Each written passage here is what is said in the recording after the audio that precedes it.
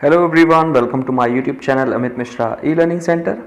दोस्तों, आज हम डिस्कस करने वाले हैं 50 क्वेश्चंस जनरल साइंस के, यानी कि जो भी हमारे एग्ज़ाम्स होते हैं रेलवे के, एनटीपीसी के, ग्रुप डी के, एसएससी सीएचएसएल के या एसएससी के और भी एग्ज़ाम्स, उनमें बहुत ही ज़्यादा वेटेज होती है जनरल साइंस की, यानी सामान्य विज्ञान की। तो यही हम डिस्कस करने वाले हैं, ये हम डिस्कस करेंगे एग्ज़ाम पॉइंटर की तरह। तो इसमें ऑप्शंस नहीं होंगे आपको, और क्यों नहीं होंगे इसका भी रीज़न मैं आपको बता देता हूँ कि जब आप ऑप्शंस के साथ पढ़ते हैं तो आपका कन्फ्यूजन ज़्यादा क्रिएट होता है जब आप सारे ऑप्शंस एक साथ देखते हैं उसी क्वेश्चन में। तो इसलिए ज़्यादा कन्फ्यूजन ना करते हुए तो सीधे हम पॉइंटर्स पढ़ेंगे जिससे आपको याद रखने में आपको हेल्प मिले। ठीक है, तो चलिए स्टार्ट करते हैं। बर्फ़ में स्केटिंग करना प्रदर्शित करता है कि दाब बढ़ने पर बर्फ़ का गलनांक। अब देखिए, बर्फ़ में स्केटिंग तभी कर सकते हो आप जब दाब बढ़ता है तो बर्फ़ का गलनांक क्या हो जाता है, घट जाता है, जिसकी वजह से आप स्केटिंग कर पाते हो। ठीक है। सेकंड हमारा, स्टेनलेस स्टील एक मिश्र धातु है जबकि वायु एक मिश्रण है। तो वायु में कई सारी चीज़ों का मिश्रण है, कई सारी गैसेस का और धूल कणों का। तो स्टेनलेस स्टील क्या है, एक मिश्र धातु है, यानी कि इसमें जो धातु बनाई जाती है वो जो एलिमेंट लिए जाते हैं उन्हें एक अनुपात में लिया जाता है। ठीक है। नेक्स्ट है, पर्यावरण का अध्ययन जीव विज्ञान की किस शाखा के अंतर्गत आता है। तो दोस्तों, पर्यावरण आता है परिस्थितिकी में, यानी इकोसिस्टम में, इकोलॉजी भी कहते हैं इसे। तो ये आपको याद रखना है। नेक्स्ट है, फूलों के संवर्धन के विज्ञान को क्या कहते हैं। तो जहाँ पर हम फूलों के संवर्धन का अध्ययन करते हैं उस विज्ञान को हम कहते हैं फ्लोरीकल्चर। ठीक है। नेक्स्ट हमारा क्वेश्चन है, किसी असंतुलित बल द्वारा किसी पिंड में उत्पन्न त्वरण। तो कोई ऐसा बल जो असंतुलित है, इम्बैलेंस है ना, और उसके द्वारा क्या है, उसमें कोई त्वरण उत्पन्न हो रहा है, एक्सेलरेशन उत्पन्न हो रहा है, तो ये क्या होगा, बल के अनुक्रमानुपाती होता है। ठीक है, क्या होगा, बल के अनुक्रमानुपाती होगा। ठीक है। नेक्स्ट है, निम्नलिखित में से कौन सा एक अस्थायी कण है।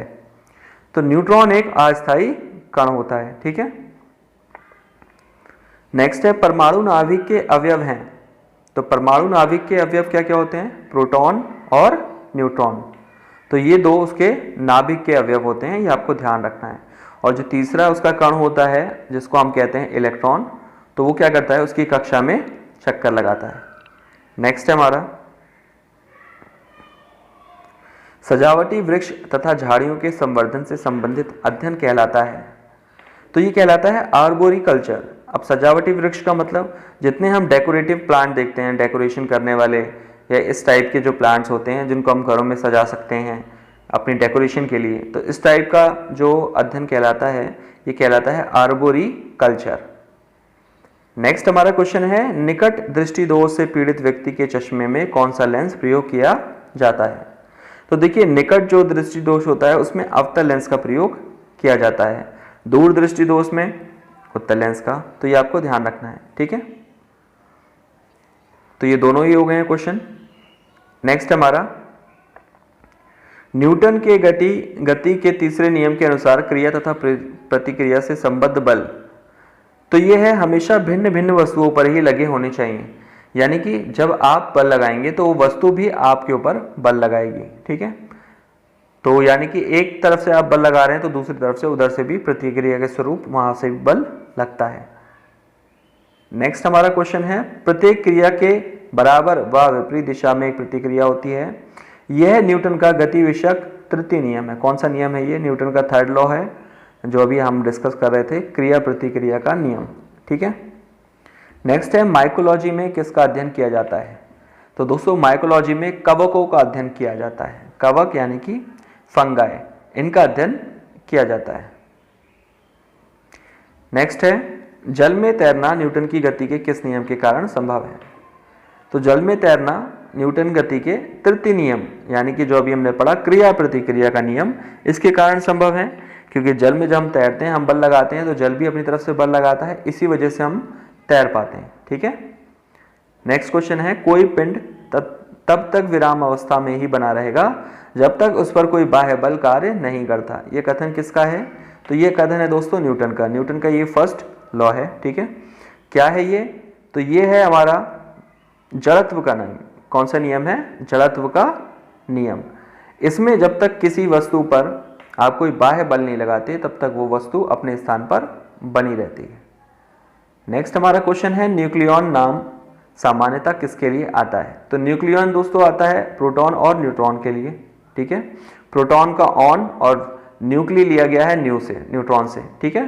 तो न्यूक्लियॉन जो होते हैं एक तो ये केंद्रक होते हैं, तो इसलिए न्यूक्लियस का न्यूक्लिया आ रहा है इसमें, ठीक है। तो प्रोटॉन और न्यूट्रॉन न्यूक्लियस का अभिन्न अंग होते हैं, अभिन्न कण होते हैं, ठीक है। नेक्स्ट है पॉजिट्रॉन है एक, तो दोस्तों ये पॉजिट्रॉन एक धनावेशित इलेक्ट्रॉन होता है, यानी कि पॉजिटिव इलेक्ट्रॉन होता है, ठीक है। नेक्स्ट हमारा क्वेश्चन है एग्रोफॉरेस्ट्री क्या है? तो दोस्तों एग्रोफॉरेस्ट्री कृषि के साथ साथ उसी भूमि पर काष्ठीय बारहमासी वृक्ष लगाना, ठीक है। अब जैसे इसका मतलब क्या है काष्ठ बारहमासी, यानी कि जो आप कृषि करते हैं उसके साथ में ही आपने क्या कर दिए, कुछ ऐसे पेड़ लगा दिए जो 12 महीने साल भर लगे रहते हैं। जैसे आपने देखा होगा पॉपुलर के पेड़ लगे हुए हैं, ठीक है, या यूकेलिप्टस के पेड़ लगे हुए हैं, उनसे फसल को कोई नुकसान भी नहीं होता और साथ ही साथ जो वृक्ष हैं उनका भी उत्पादन होता है। नेक्स्ट हमारा क्वेश्चन है एक्स बायोलॉजी निम्नलिखित में से किसका अध्ययन किया जाता है? तो दोस्तों एक्स बायोलॉजी में जो बाह्य ग्रह होते हैं अंतरिक्ष जीवन में उनका अध्ययन किया जाता है।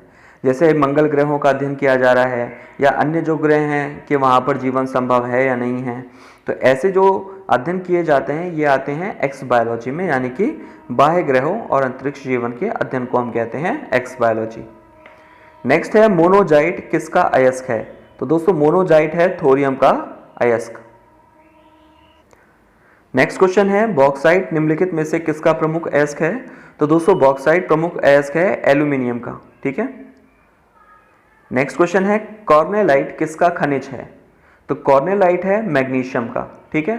इनको दोस्तों आपको ऐसे ही नोट करना है, ऐसे ही आपको एग्जाम पॉइंटर्स की तरह इनको नोट करना है, ठीक है। क्योंकि जब ये आपको ऑप्शंस में मिलेंगे तो ऑटोमेटिकली ये ऑप्शंस आप खुद ही आप समझ जाएंगे कि हाँ यही इसका आंसर है, कॉर्नेलाइट मैग्नीशियम का है, ठीक है। और अगर आप चैनल पर पहली बार आए हैं तो चैनल को सब्सक्राइब कर लीजिए, बेल आइकन को प्रेस कर लीजिए, वीडियो अच्छा लगे तो लाइक और कमेंट जरूर करिएगा, ठीक है। चलिए नेक्स्ट क्वेश्चन देखते हैं गन मेटल किसका अयस्क है? तो दोस्तों गन मेटल होता है तांबा, टिन और जिंक का अयस्क, ठीक है। नेक्स्ट है लहसुन की अभिलाक्षणिक गंध का कारण क्या है? तो दोस्तों जो लहसुन होता है उसमें एक अजीब सी गंध आती है, ठीक है। वो गंध आती क्यों है? क्योंकि इसमें होता है सल्फर यौगिक, ठीक है, सल्फर कंपाउंड होता है, इसकी वजह से ये जो अभिलाक्षणिक गंध होती है ये आती है, ठीक है। नेक्स्ट हमारा जल में आसानी से घुलनशील है। तो दोस्तों नाइट्रोजन जो गैस होती है ये जल में आसानी से घुलनशील होती है। नेक्स्ट हमारा क्वेश्चन है भारी जल एक प्रकार का है। तो दोस्तों भारी जल मंदक का काम करता है, ठीक है। तो ये आपको ध्यान रखना है कि भारी जल का प्रयोग मंदक के रूप में किया जाता है। मंदक क्या होते हैं दोस्तों? किसी क्रिया की गति को कम करना, ठीक है। उसमें जो हम उत्प्रेरक डाल देते हैं वो क्या करते हैं, क्रिया की गति को कम कर देते हैं, धीमा कर देते हैं, इसी को हम कहते हैं मंदक। तो जो भारी जल होता है D2O ये मंदक का कार्य करता है। नेक्स्ट हमारा क्वेश्चन है कौन कोलाइड नहीं है? तो रक्त कोलाइड नहीं होता है, ठीक है। नेक्स्ट है पनीर किसका उदाहरण है? तो पनीर एक जेल का उदाहरण होता है ना, आप उसे दबाते हैं, स्पॉन्जी होता है वो। नेक्स्ट क्वेश्चन है माचिस की तीली के सिरे पर लगा मसाला निम्नलिखित का मिश्रण है। तो दोस्तों ये जो मसाला बना हुआ होता है जिसे हम जलाते हैं ये होता है लाल फास्फोरस और गंधक का, ठीक है। तो ये क्या है? लाल फास्फोरस और गंधक का मिश्रण होता है। नेक्स्ट हमारा क्वेश्चन है निम्नलिखित में कौन सा प्रकृति में अनुचुंबकीय है? तो प्रकृति में कौन सा ऐसा पदार्थ है जो अनुचुंबकीय उपस्थित है? तो ये है ऑक्सीजन गैस। नेक्स्ट हमारा क्वेश्चन है जो तत्व ऑक्सीजन पर प्रतिक्रिया नहीं करता वह है? तो आयोडीन जो है वो ऑक्सीजन के साथ प्रतिक्रिया नहीं करता, ठीक है। निम्न में से कौन सा सर्वाधिक स्थायी तत्व है? तो कुछ ऑप्शंस आपको गिवन होंगे वहां पर। स्थायी तत्व कौन है? सीसा है, ठीक है, यानी लेड। क्या जल से हल्का होता है? तो दोस्तों सोडियम जल से हल्का होता है और सोडियम को रखने के लिए हम क्या केरोसिन का यूज भी करते हैं। नेक्स्ट है सामान्य ट्यूबलाइट में कौन सी गैस होती है? तो जो सामान्य ट्यूबलाइट होती है इसमें कौन सी गैस होती है? ऑर्गन या मरकरी वेपर, ठीक है। ऑर्गन के साथ मरकरी वेपर गैस को रखा जाता है। नेक्स्ट है वैज्ञानिक एडवर्ड जेनर निम्नलिखित में से किस रोग से संबंधित है। तो दोस्तों एडवर्ड जेनर ने खोज की थी चेचक की, ठीक है। तो एडवर्ड जेनर जो हैं वो चेचक से संबंधित हैं। नेक्स्ट हमारा क्वेश्चन है मानव में गुर्दे का रोग किसके प्रदूषण से होता है। तो ये होता है दोस्तों कैडमियम के प्रदूषण से। तो इसका ऑप्शन सी डी आपका करेक्ट हो जाएगा। जब आपको ऑप्शन गिवन होगा तो उसमें कैडमियम आपको गिवन होगा। नेक्स्ट है बीसीजी का टीका निम्न में से किस बीमारी से बचाव के लिए लगाया जाता है। तो दोस्तों बीसीजी जो होता है वो टीका लगाया जाता है क्षय रोग के लिए यानी ट्यूबरक्लोसिस के लिए, ठीक है। नेक्स्ट हमारा क्वेश्चन है प्रकाश संश्लेषण के दौरान पैदा होने वाली ऑक्सीजन का स्रोत क्या है। तो दोस्तों जो प्रकाश संश्लेषण की क्रिया होती है जिसे हम फोटोसिंथेसिस भी कहते हैं, उसमें जो ऑक्सीजन का कारण होता है वो होता है जल, ठीक है। तो जल की वजह से क्या बनती है, ऑक्सीजन बनती है। नेक्स्ट है पौधे का कौन सा भाग श्वसन क्रिया करता है। तो जो पौधों में पत्तियां होती हैं वो श्वसन क्रिया करती हैं। जो पत्तियां होती हैं, ठीक है, उन पे छोटे छोटे छिद्र होते हैं जिनको हम स्टोमेटा कहते हैं, ठीक है। उनके द्वारा ये क्या करती हैं, श्वसन करती हैं। नेक्स्ट है कच्चे फलों को कृत्रिम रूप से पकाने के लिए किस गैस का प्रयोग किया जाता है। तो दोस्तों ये होती है एसिटिलीन गैस, ठीक है, इसका प्रयोग किया जाता है। तो ये आपको ध्यान रखना है, ये कई बार एग्जाम में पूछी गई है। नेक्स्ट है वृक्षों की आयु किस प्रकार निर्धारित की जाती है।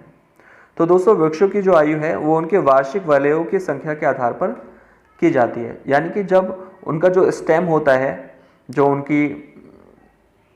उनका मोटा भाग होता है लकड़ियों का, उस पर छल्ले बने होते हैं वलय, ठीक है, उनको हम काउंट करते हैं और उनके बेसिस पे हम बताते हैं कि ये जो पेड़ है ये कितने वर्ष का है, ठीक है। नेक्स्ट है नेत्रदान में दाता की आंख का कौन सा भाग उपयोग में लाया जाता है। तो दोस्तों नेत्रदाता जो होता है, जो नेत्रदान करता है अपना, उसकी आंख का रेटिना भाग इस्तेमाल किया जाता है, ठीक है। तो ये आपको ध्यान रखना है। साधारण मानव में गुणसूत्रों की संख्या कितनी होती है। तो ये होती है दोस्तों 46 यानी कि 46। कुल 23 जोड़े होते हैं यानी कि 46 उनकी संख्या कुल होती है। नेक्स्ट हमारा क्वेश्चन है मानव शरीर के किस अंग की हड्डी सबसे लंबी होती है। तो दोस्तों ये होती है जांघ की हड्डी, इसको उरु कहते हैं हिंदी में और फीमर कहते हैं इंग्लिश में। तो सबसे लंबी हड्डी कौन सी होती है, तो वो होती है जांघ की हड्डी, ठीक है, यानी थाई बोन जिसको हम कहते हैं फीमर। नेक्स्ट है गाय और भैंस के थनों में दूध उतारने के लिए किस हार्मोन की सुई लगाई जाती है। तो दोस्तों आपने देखा होगा कि कई बार ऐसा होता है कि गाय और भैंस के दूध नहीं उतरता है, ठीक है। तो जो डेयरी का काम करते हैं उन लोगों को पता होगा, तो वो एक इंजेक्शन देते हैं जिसका नाम है ऑक्सीटोसिन। तो ऑक्सीटोसिन से क्या होता है, जो उनका दूध होता है वो उनके थनों से उतरने लगता है, तो जिससे वो दूध निकाल पाते हैं उनका। नेक्स्ट क्वेश्चन है परकनली शिशु के संबंध में कौन सा कथन सत्य है। तो शिशु का परिवर्तन परकनली के अंदर होता है। अब ये परकनली शिशु क्या है, ये होते हैं टेस्ट ट्यूब बेबी, ठीक है। तो जो टेस्ट ट्यूब बेबी होते हैं इनका जो परिवर्तन होता है, इनको जो किया जाता है फॉर्मेशन, ये टेस्ट ट्यूब के अंदर ही किया जाता है। नेक्स्ट हमारा क्वेश्चन है मानव शरीर में पसलियों के कितने जोड़े होते हैं। तो ये कुल 12 जोड़े होते हैं, ठीक है, ये आपको ध्यान रखना है। और आज का लास्ट क्वेश्चन है किस द्रव के एकत्रित होने पर मांसपेशियां थकान का अनुभव करने लगती हैं। तो ये होता है लैक्टिक एसिड। तो जब लैक्टिक एसिड एकत्रित होने लगता है तो जो हमारी मांसपेशियां होती हैं ये टायर्ड फील करती हैं, एग्जॉस्टेड फील करती हैं, थकी हुई महसूस करने लगती हैं। तो उम्मीद करता हूँ ये वीडियो आप लोगों के लिए हेल्पफुल होगा। वीडियो को शेयर कीजिए आप जितने भी स्टडी रिलेटेड ग्रुप से जुड़े हुए हैं, और चैनल को सब्सक्राइब करके बेल आइकन प्रेस करिए। Thank you so much for watching this video.